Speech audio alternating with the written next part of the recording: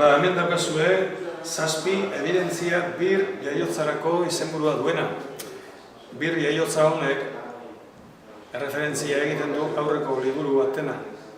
Liburu horren izenburua zen Euskara Batuaren bigarren jaiotza. Orduan, hau haren jarraipen bat da.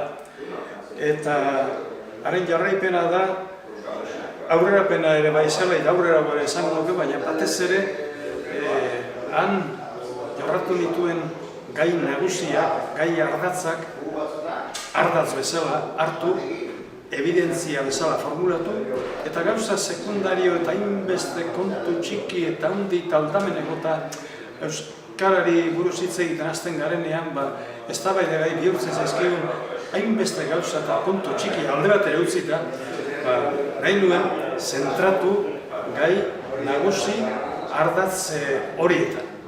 Orduan, ardatz horiek, evidentzia horiek, 7 evidentziatara bildu ditut eta ekarri ditut. Hortxe jokatzen da gure hizkuntzaren normalkuntza eta premiarik handiena.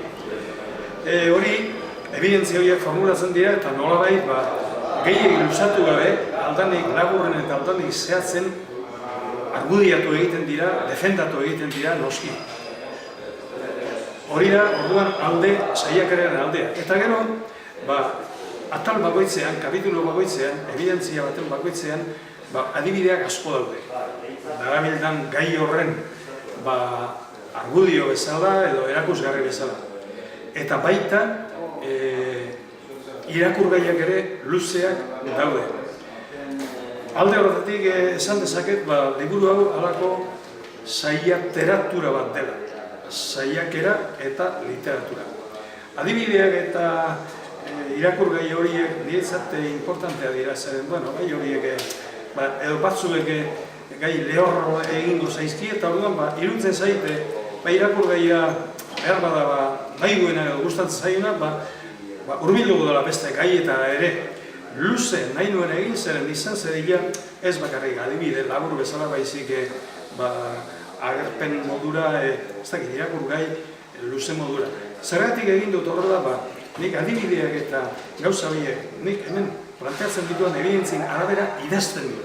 Orduan, hasi izan banitz beste idazleekin, itzultzaileekin, sartuko nintzen irteera gabeko labirintu batean, orduan argina pentsatu dut begira. Dena egingo du neuretik, errazen hemen dauzkat adibideak, gainera idatzi ere kriterio hauen arabera egiten dut, beraz, jarriko dut, alde batetik argumentazioa eta beste batetik, nego egiten dudan literatura edo idazteko modua.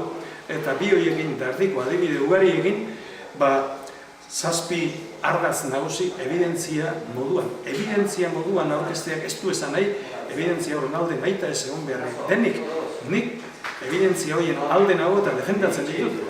Baina badakit beste batzuek evidentzia hau uka dezaketela, edo ez dutela ikusten, baina niretzat eta lehenengo liburutik ona izan dituan harreman ugarien artean, nik hemen tratatzen dituan gaia, evidentzia modura hartua dira askoren aldetik.